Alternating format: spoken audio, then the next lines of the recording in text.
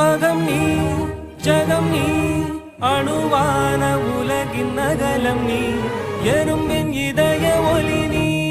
களிரின் துதிக்கை கனமும் நீ ஆயிரம் கை உண்டென்றால் நீ ஒரு கை தரக்கூடாதா ஈராயிரம் கண் கொண்டாய் உன் ஒரு கண் என்னை பாராதா உன்னில் சரணடைந்தே